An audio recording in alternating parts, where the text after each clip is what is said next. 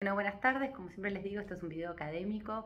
Yo soy un estudiante de psicología. Mi idea es aproximar a los estudiantes que también están pasando por las mismas instancias de finales a los mismos temas. En este caso voy a trabajar tres autores que hablan del desarrollo, Winnicott, Spitz y Erikson, en todo lo que es la primera etapa infantil. Bueno, Donald Winnicott se especializó en el trabajo hacia específicamente la primera infancia, es decir, desde que el bebé es un lactante, para hablar del desarrollo de su psiquismo. Y va a decir que para que haya un armado del aparato psíquico tienen que existir dos elementos mínimos indispensables, que son el lactante y, por otro lado, el cuidador. En esa época se hablaba de cuidado materno, pero hoy ya hablamos de cuidadores en forma general porque sabemos que el cuidado no compete solamente a la madre. Lo que va a decir Winnicott, y esto es muy interesante, es que sin cuidador no hay infante. Es decir, antes se pensaba que la madre era importante, pero no se hablaba de funciones importantes como el holding, que tiene que ver con el sostén, pero no solo el sostén físico, sino el sostén emocional. Winnicott también nos va a hablar de una madre suficientemente buena. ¿Y a qué se refiere con esto? A una madre que no va a ninguno de los dos extremos, ni que sobreprotege, ni que despoja de afectividad al niño en su totalidad. Y lo que nos va a decir Winnicott es que en realidad al inicio, en el bebé, hay una necesidad de seguir siendo uno, porque en realidad él viene ya de un medio acuoso, donde estaba libre, donde se sentía seguro, y sale al medio exterior, y lo que va a sentir obviamente es un montón de situaciones que lo van a poner a la defensiva, digamos, de esas situaciones, generándole amenazas, porque el medio y su propio cuerpo le va a estar dando estímulos que no va a poder reconocer por sí solo, y es el cuidador o la cuidadora el que va a traducir y va a decodificar esas situaciones que el niño por las que está pasando, de tensión, de amenaza y demás, para que pueda ir de a poco armando su psiquismo. Y lo que va a decir es que cuando empieza justamente la lactancia, el niño siente que el pecho es como una creación de él. Digamos que siente que es una extensión de sí mismo, entonces como que llora y el pecho viene. Hay como una ilusión de omnipotencia, le dice Winnicott a esta imagen, en donde el niño recrea que él es el creador de ese pecho y es una extensión de su madre, con lo cual no hay un objeto no yo. Y cuando se refiere a esto es que no hay diferenciación yo no yo, no hay esto objetal que tiene que haber después para que se empiece a construir el psiquismo de vos sos vos, yo soy yo, y entonces ya somos dos entidades separadas. También va a decir algo que es muy interesante, que es que la ilusión de omnipotencia, esta de la que hablábamos, debe incluir a la madre, porque si la madre no se siente inmersa en esa situación de extensiones, y la madre también, ustedes han visto madres que por ahí se apegan mucho al niño en las primeras instancias, y es como que también ellas están en esa simbiosis, en esa diada, en ese entramado que se genera entre ellos dos, y como si el niño fuera una extensión de ella, y que esto es necesario para poder digamos, absorber esa demanda absoluta que tiene el infante en las primeras instancias. Estoy hablando de los 0 a los 2 meses, 3 meses. Bueno, el niño, como decíamos, va a ser importante, como también va a ser importante el cuidador. ¿Qué va a aportar el bebé? El bebé va a aportar su potencial, es decir, su vitalidad. Va a venir al mundo con ese potencial creativo que es limitado, y la madre va a darle a ese niño el principio de realidad, ¿no? Como dándole límites, explicándole qué se puede tomar, qué se puede soltar, cómo lo hace sentir, si lo hace sentir seguro, y todo eso va a tener que ver con el armado de su psiquismo. Y otra cosa importante que no dije es que el bebé también aporta ese lado del principio de placer, porque él es puro placer en ese momento. Entonces, por un lado, la madre aporta el principio de realidad, y el niño el principio de placer, que tiene que ver con esta vitalidad, este potencial creativo con el que ya viene el niño al mundo. Winnicott nos va a decir es que la posibilidad de relacionarse con el mundo exterior va a requerir de un recorrido madurativo, ¿sí? Y este recorrido madurativo del que hablábamos va a tener que ver con cómo Winnicott plantea, ¿sí?, la constitución en tres objetivos para el desarrollo psíquico de un niño. Y va a decir que existen tres instancias de estos tres objetos por las que el niño va pasando para llegar a constituir su psiquismo, su yo, en principio, y también después el super yo, y bueno, ya viene constituido medio el ello, por esto del principio del placer, donde el niño, ni bien nace, es puro ello. El objeto subjetivo es la instancia inicial en este entramado del que les hablaba, en esta diada madre-hijo, en ese vínculo que se da simbiótico con la madre. No hay diferenciación, como decíamos, yo no yo.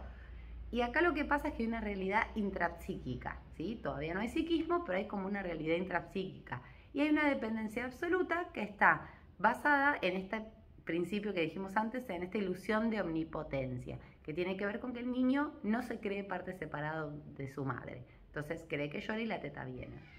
El objeto transicional, que es la segunda por la que pasa de estas instancias objetales hasta llegar después a la última, es un nexo. Habla muchísimo Winnicott del objeto transicional diciendo que en realidad es un objeto, hay otras teorías que dicen que también puede ser algo real o imaginario, pero es un objeto que es transicional porque está entre el mundo externo y el mundo interno. ¿Qué es esa mantita, ese objeto del padre o de la madre que tiene su olor y que el niño se lo lleva al jardín para poder transitar las primeras instancias de adaptación, sabiendo que después va a regresar a ese lugar confortable, esa seguridad? Y digamos que no es, como decíamos, no es ni externo ni interno. Y le da la posibilidad al niño de tener esa realidad potencial. Todavía no hay una posesión yo no yo, pero hay una primera intervención de él sabiendo que él no es parte de la madre. Estamos hablando todavía del primer año de edad, donde está esta posesión yo no yo que se está instalando, ¿sí? Todavía no se da del todo. Y está el primer inicio del vínculo con el mundo exterior, cuando me llevan al jardín. Yo ya estoy en un periodo de lactario, pero estoy reconociendo otras personas y me empiezo a dar cuenta que con ese objeto que tengo puedo recrear, volver a casa y estar con la persona que me da seguridad. Bueno, esta es la etapa del objeto transicional. Por otro lado tenemos por último el objeto objetivamente percibido, que es la tercera etapa objetal por la que pasa el niño para poder ir formando, como decía, su psiquismo. Y acá hablamos de un objeto objetivo realmente, donde la realidad ya es externa. ¿Se acuerdan que al principio habíamos dicho que en la primera instancia era una realidad intrapsíquica, no había psiquismo? En la segunda es una realidad potencial, porque está ahí en el medio, y esta tercera es una realidad externa, donde ya existe un objeto distinto al no yo, digamos. Hay alguien que soy yo y el otro es el no yo. Ahí empieza a haber una conciencia más clara de que somos entidades separadas. Y esa realidad compartida del yo no yo es el que va a permitir de alguna manera crear el objeto, digamos, nuevo, que es este del recién nacido, que empieza a ver a los demás distintos como un objeto separado de sí. Para que ese potencial desarrolle la capacidad que tiene, el potencial creativo del que hablábamos que tiene el niño, la madre debe poder identificarse, y esto es súper importante para Donald Winnicott, con ese estado de dependencia absoluta del bebé.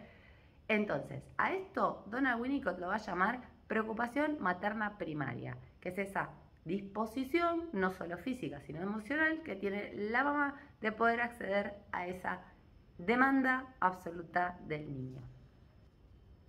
Si ustedes se preguntan de quién tomó estas teorías Winnicott, bueno, Winnicott toma en realidad o construye sus teorías de explicar esto, de que tiene que ver con la experiencia interna del mundo del bebé, hasta la capacidad de simbolizar, que después va a poder poner en palabras lo que quiere, en las teorías de Freud, sí, ni más ni menos en las teorías psicosexuales de Freud, donde Freud, ¿se acuerdan que hablaba de zonas erógenas, de cómo pasaba el niño por las distintas etapas, oral, anal, fálica, latencia y genital? Y va a decir que se basó en ellas porque desde lo mínimo que es el impulso ese autoerótico que tiene el bebé de chupetear en el aire o de chuparse el dedo, sale la emergencia de ella de pensar este objeto de pensar este objeto parcial, que es este objeto en intermedio, el nexo que decíamos que era entre la realidad interna y la realidad externa, donde se va separando de ese objeto no yo, yo no yo, digamos. Bueno, el bebé es ayudado, según Winnicott, por medio de un cuidado maternal para poder separar ese mundo interno del mundo externo. Y cuando hablamos de madre suficientemente buena, y esto lo quiero aclarar, no estamos hablando de una madre como única persona, sino de un ambiente de madre suficientemente buena, que puede incluir a los profesores, puede incluir a los abuelos, a los hermanos, un ambiente que le dé seguridad, que lo haga salir de los tropiezos y esas amenazas que él siente de forma segura, y dándole herramientas para poder entender esa separación de mundo interno y mundo externo. A eso le llama Winnicott madre suficientemente buena o ambiente suficientemente bueno. Vamos a hablar también de René Spitz. Spitz es un médico que comenzó a dedicarse al psicoanálisis en forma más precisa en el año 1910 y se centra en el primer año de vida. Tiene un libro así de gordo que pueden tomar cuando quieran. Yo voy a hacer un punteo de los primeros capítulos que abordan el inicio, que es esta parte que nos van a tomar en el final de desarrollo 1. Bien, y acá lo que dice es que en el capítulo 1 René Spitz va a hablar de que hay una herencia que viene dada por la genética y que lógicamente puede influir, pero que no es lo más importante, ya que Spitz va a hacer hincapié y relevancia importante en los factores ambientales. Nuevamente, recuerden la palabra ambiente que nombramos en Winnicott, aparece también en Spitz diciendo que el ambiente es súper relevante para el desarrollo de este individuo. Y va a decir que la importancia de la comunicación no verbal es todo. Que todo lo que tenga que ver con el registro de los movimientos a veces no es solamente lo que se dice, sino cómo se dice. Si yo estoy dando de mamar y estoy mirando el piso y no me estoy conectando, bueno, Spitz va a hablar de esta comunicación no verbal dada también a pensar que es un ambiente que genera seguridad. Y dice que si el cuidador es frío o es negligente, por esto que les decía, por estar disponible en forma física, pero no está disponible en forma afectiva, puede afectar negativamente el desarrollo. Y lo que va a decir es que se tiene que poder generar esa confianza en el cuidador. El bebé también tiene que poder lograr ese vínculo de seguridad con quien lo cuida. De esto nos va a hablar el capítulo 1 del primer año de vida de Spitz. Por el capítulo número 2, Spitz nos va a hablar sobre la importancia de la observación directa que él hizo, porque él realmente empíricamente tomó situaciones de la realidad para poder desarrollar su teoría. Y él dijo que además de trabajar en situaciones presentes con los padres y los niños, hacía entrevistas a padres para poder observar cuáles eran los vínculos que ellos creían que tenían con sus hijos. También miró las técnicas de separación que había para evaluar la relación que había, como decía, entre el niño y el cuidador, y de esto nos va a hablar en el capítulo 2 de sus experimentos en forma de observación, que son los que llevan a su teoría del primer año de vida. En el capítulo 3 nos va a hablar de cosas como el objeto de la libido, y va a decir que el objeto de la libido en el niño es el objeto de amor, ni más ni menos que mamá, digamos, mamá o papá. Ahora vamos a hablar de otros cuidadores, pero en esa época, recordemos, se hablaba mucho de cuidado materno. El objeto de la libido es la madre. La relación de apego, va a decir, es esa proximidad de los cuidadores. Capaz que tiene una relación de apego bastante segura, que después lo vamos a ver con apego de Bowlby, pero recuerden que había apegos que eran inseguros, apegos seguros o evitativos, que tienen que ver con si la madre estuvo disponible o no. Ese niño más adelante a futuro, dice Spitz, va a generar relaciones indiferentes o no con un vínculo, o va a tener demasiado apego y va a ser muy dependiente de su pareja, por ejemplo, como decía Bowlby. En fin, esta relación de apego tiene que ver con la proximidad de ese niño con ese cuidador. Y la simbiosis madre-hijo, de la que también nos hablaba, si recuerdan, Donald Winnicott, es esta unidad psicoemocional que se genera entre la madre o entre el cuidador y su hijo, en la que tiene que haber al inicio esta simbiosis para que luego haya una separación, una individuación. Y la depresión anaclítica que menciona Spitz en este capítulo 3 tiene que ver con ni más ni menos la falta de estímulo por parte de los cuidadores. Es decir, que si no existen estados de afectividad donde uno pueda estar disponible emocionalmente, ser un cuidador emocionalmente disponible y apto para poder recibir amor, dar amor, acariciar, bañar, cuidar, con la palabra, contar cuentos y demás, puede resultar que tenga el niño una depresión anaclítica, que es esta depresión generada parecida a lo que era el marasmo, que era como que perdían el contacto corporal y el contacto de lo que es el holding y todo eso, y entonces el niño podía padecer problemas gravísimos en su desarrollo. Y divide en etapas o estadios el desarrollo en este capítulo 3 con eventos críticos que pasan a lo largo del desarrollo del primer año de vida y con 3 organizadores que son fundamentales, y esto es muy importante. El primero de los estadios que nombra Spitz es el estadio sin objeto, que se llama preobjetal, justamente preobjetal porque es sin objeto, y que va de los 0 a los 3 meses. Recuerden que estamos hablando del primer año de vida únicamente. En este momento no hay diferenciación, como hablábamos, del cuerpo de la madre con él. Él cree que es una extensión del cuerpo de la madre o del pecho de la madre. Es un estado de pasividad. Hay una sensación de desamparo por parte del niño, está totalmente dependiente de quien lo está cuidando y coincide también con qué etapa de Freud, con la etapa oral, que tiene que ver con el chupeteo, con el morder, con el estar permanentemente queriendo asirse del pecho de la madre. Y su percepción es por contacto, ¿sí? Todo lo que el niño percibe va a ser por contacto. No tiene conciencia, como hablábamos antes, de dónde provienen los estímulos. Cuando le duele la panza, llora, grita, es algo raro, se están moviendo las tripas, no entiende lo que le pasa. Entonces es una etapa de mucha dependencia y de no diferenciación del cuerpo del otro, como hablábamos. Es una etapa crucial para Spitz, según él, para el desarrollo. Sentir seguridad es importante para que se pueda después ese bebé pueda establecer vínculos con los objetos más adelante. Por eso se llama preobjetal sin objeto. Es de 0 a 3 y en los 3 meses va a pasar algo que es importante, que es que aparece la sonrisa social. Pero la podemos mencionar en esta segunda etapa que viene ahora, que es el estadio del objeto precursor, que va de los 3 a los 7 meses. Se podría decir que el anterior culmina con el primer organizador social, o el organizador del psiquismo social, que es la sonrisa. Y acá va a aparecer la sonrisa como este primer organizador, donde el rostro es el objeto precursor, porque ese conjunto de frente, ojos, nariz va a ser el que me va a dar ese contacto con un otro y yo voy a responder en reciprocidad como bebé con esa sonrisa social. El bebé distingue a su madre de los demás, empieza como a ver esta cosa de, mi mamá es la que me da de comer, no es igual a mi abuela. Al principio sonríe a todos, vieron que me están sonriendo, sí, al principio sonríe a todos, pero va de a poco, entre más cercano a los 7 meses, ya llegando al octavo mes, acuerdan que en el octavo mes está la angustia, donde va a haber una diferenciación total de quien lo cuida a los demás cuidadores.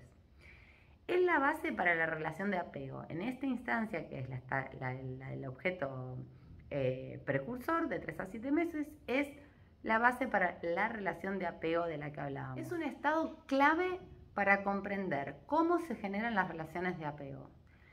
El bebé va a recibir cuidados sensibles, sensitivos y también afectuosos, cariñosos, y si no, va a tener en el futuro, como hablábamos, relaciones de apego que sean inseguras. Comienza la conciencia de sí mismo y de su identidad, ya en la etapa del objeto precursor, que es la segunda, de 3 a 7 meses. Y el tercer estadio, que es el estadio del objeto propiamente dicho, ya va desde los 8 meses, recuerden que el otro terminaba en los 7, a los 12. Y acá aparecen dos organizadores psíquicos más. Uno es el organizador del llanto, que es la angustia, o la podemos llamar angustia del octavo mes, donde el niño justo, hay gente que dice que se cumple el aniversario de los 8 meses de haber estado fuera de la panza y que hay una angustia por haber tenido ese aniversario fuera en el mundo externo, pero lo que va a decir René Spitz acá es que ya diferencia absolutamente que el rostro de su madre es distinto, ya lo venía viendo en el objeto precursor, pero acá en el objeto propiamente dicho, realmente entiende que su madre es la que le da de comer y entonces aparece la angustia del octavo mes y el llanto. Y lo que va a hacer es mostrar alivio cuando viene la madre y mostrar su angustia cuando ésta se aleja. Aparece el tercer organizador y esto es súper importante, que es el no. O sea, la madre y quien lo cuida va a empezar a decir no pongas los dedos en enchufe, no, cuidado que se va a romper. Y esos límites son precisos y se deben poner para poder comprender también y tener una idea de cuáles son los límites que va a instalar después, más adelante, una idea súper yoica de lo que se debe y lo que no se debe hacer. Por eso hablábamos de que son organizadores, ¿sí? Es su madre distinta a él, entonces ya puede entender que las relaciones con los objetos van a tener que ver con esta cosa de diferenciarse de un otro. Como decíamos, el tercer organizador que aparece en este estadio del objeto propiamente dicho de Spitz habla de introyectar el juicio. Es decir, a partir de acá ya sabemos como que es una etapa motriz, el chico está parado y empieza a resultar escabroso que está haciendo cosas, entonces toca y la madre dice que no, el padre toca y le dice que no y demás. Bueno, ahora vamos a hablar de lo que es el capítulo 4 de René Spitz, que nos estaba hablando del primer año de desarrollo de vida, donde nos va a decir que hay una plasticidad infantil. Y a ella se refiere con que al nacer el bebé tiene una capacidad limitada para discriminar estos estímulos que vienen del interior, el hambre, el frío, de la piel y demás. Y que junto a sus cuidadores va a desarrollar esta plasticidad o este potencial que él tiene dado de por sí. Lo que va a decir es que cuando fracasan los organizadores, es decir, la sonrisa social que aparecía de los 0 a 3 meses o en el tercer mes exactamente, o en el caso del llanto, la angustia del 8º mes, que aparece en la etapa número 3, que es la etapa del objeto propiamente dicho, o en el caso de que tampoco esté muy incluido el tema del no, que es el que establece el juicio y es el tercer organizador psíquico, va a haber muchas imperfecciones, es decir, va a impactar en el desarrollo de la normalidad de ese psiquismo de ese niño. En el capítulo 5, Spitz nos va a hablar de la importancia de la comprensión por parte de los cuidadores, y esto es sumamente relevante en su texto porque lo que va a decir es que ellos deben saber en qué etapa se encuentra su bebé en cada uno de los momentos. Y es importantísimo para Spitz la estimulación temprana en la que radica justamente que los niños vayan pudiendo desenvolverse en el medio externo con la seguridad necesaria, con el afecto necesario del que hablábamos de sus cuidadores y especialmente que si esta estimulación temprana está dada justamente en los inicios de su relación con los objetos y con el exterior y demás, va a poder desarrollar su psiquismo en forma normal. Siempre hablamos de normal entre comillas porque la normalidad sabemos que es algo un tanto difícil de describir, pero decimos que los gestos, ¿se acuerdan que al principio dije que para él es súper importante y relevante todo lo que tenía que ver con la comunicación no verbal? Entonces los gestos, la mirada, la forma en la que ese bebé fue sostenido, va a hablar de cómo ese desarrollo de su psiquismo va a ser a posterior. Vamos a desarrollar un poco y brevemente lo que habla Erikson acerca del desarrollo y nos va a decir que hay una teoría del desarrollo psicosocial, que es la que él trabaja, en donde la teoría del desarrollo está basada en estas etapas que tienen que ver con momentos que atraviesa el individuo desde que es un infante hasta su muerte. Nosotros solamente de las 8 edades de Erikson vamos a trabajar las primeras 4 porque recordemos que estoy por rendir desarrollo 1 y vamos a hacer solo el apartado que tiene que ver con la infancia hasta la adolescencia. Lo que va a decirnos entonces es que en cada una de estas etapas nos vamos a encontrar con diferentes necesidades que los bebés van teniendo, los chicos, los niños van teniendo y que va a tener que ver con las preguntas que ese niño se hace en relación a las personas que va conociendo, el mundo externo, el ambiente y todo lo que tenga que ver con el conocimiento y el aprendizaje. La etapa 1 es la confianza básica, que para Spitz tiene que ver, versus desarrollar desconfianza, que va a tener que ver con el periodo del 0 a 1 año, que es el primer año de vida, que coincide con la etapa oral de Freud, si pueden observar, y también con, si queremos ver, con Winnicott, en lo que era la etapa del objeto subjetivo, o en el caso de Spitz, en lo que era la etapa preobjetal, sin objeto. La madre es esencial para ayudar al bebé a desarrollar esa confianza básica que necesita, de la que venimos hablando, en la que el bebé va a tener esos malestares que van a ser traducidos y va a colaborar esa mamá para que ese ambiente sea digno de confianza. No hablamos solamente de una madre, sino de un padre, sino de un abuelo, como hablábamos en general del ambiente. Si el ambiente no colabora para generar esa actitud de confianza, más vale el niño va a tender a ser una persona desconfiada, y esto es lo que plantea Erikson en relación a estas etapas críticas del desarrollo.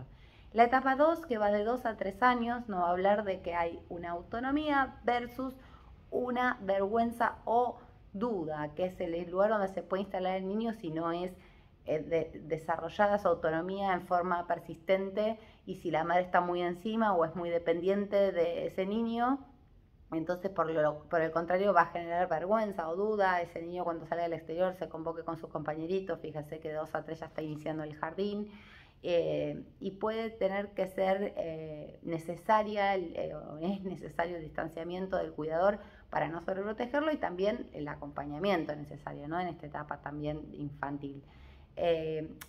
El niño en esta etapa tiene como un deseo violento de hacer las cosas por sí mismo, yo solito, te dice. Aparece la etapa del control de esfínteres, recordemos que esto coincide con la retención y expulsión de las heces y lo que significa la renuncia de hacerlo. Se siente autónomo, si él se siente bien va a ir para el lado de lo que es la autonomía y no va tanto para el lado de la vergüenza. Empiezan a vestirse solos, empiezan a comer solos, hay más autonomía y como decíamos empieza la vergüenza a aparecer. Si no hace aparición la vergüenza, lo que hay que hacer es instalar ciertos límites, porque tampoco es que el niño no precisa de este dique moral de la vergüenza. Si no los tiene, se van poniendo límites como para que esto suceda, siempre en el justo equilibrio. Entonces, como resultado, si no es que el niño es apuntalado en esta autonomía, o por el contrario la madre es muy sobreprotectora, entonces va a tener actitudes hostiles hacia distintas situaciones y el medio puede ayudar o no a esto, a que uno se ponga en la autonomía o a la duda y la vergüenza por exceso. La tercera etapa de la que va a hablar Erikson es la iniciativa versus culpa. Acá ya estamos hablando de un niño de 4 a 6 años que coincide con la etapa preescolar, que es la etapa del complejo de Edipo, donde el niño va a estar ahí con esas mociones sexuales hacia la madre si es varón y hacia el padre si es niña. Y en el caso de Freud, ¿no? Estamos siempre comparándolo un poquito para poder tener un puntapié. Intentará conquistar las cuestiones que tengan que ver con su mundo y la búsqueda va a ser por su propio beneficio. Siempre están sobre un compañerito, por ahí no son tan empáticos, yo primero, yo quiero ir primero en el tren, yo no hablé, son puro yo. Bueno, acá el peligro radica en que la culpa puede generar, o sea, de mucha culpa, que el medio no lo ayude a cumplir sus metas, que le diga, no, lo hiciste mal, mirá ese mamarracho, lo que pasa es que tu dibujito no es lindo. Bueno, si no hay un incentivo, más que la iniciativa va a retraer. Y la cuarta etapa de la que vamos a hablar es industria versus inferioridad, que es esta que va de 6 a 12 años y acá estaríamos culminando, como les dije, vamos a tomar solo las 4 primeras edades de Erikson, si bien hay 8, porque esta va de los 6 a los 12, que coincide con el periodo de latencia de Freud, en el que vamos a ver que se produce versus sentirse inferior, es decir, que hay un juego en el que se tramitan los logros, él se siente bien, está contento de ser elegido abanderado, le gusta mostrar sus trabajos, sus maquetas. Es muy importante acá otra vez el ambiente para poder ejercer esta laboriosidad, esta industria, este sentido y la motivación de todo lo que él va realizando en la escuela. Bueno, también es muy interesante pensar que la latencia también es un parate entre lo que es esas emociones sexuales que se tenían en la parte edípica y que la escuela también pone un freno a todos esos impulsos de erotizar por demás al niño, como decía Laplanche, y poner una distancia operante entre el que lo cuida, que ya no le da besitos en la boca, ya no está tan instalado todo en la seguridad afectiva y psicosexual, diría Freud, sino más bien en desarrollar su autonomía y dejar que cada uno tenga su espacio. Y por eso en este momento de la latencia se sublima la corriente sexual a la corriente tierna y los chicos se ponen mucho más contentos al sublimar en producciones.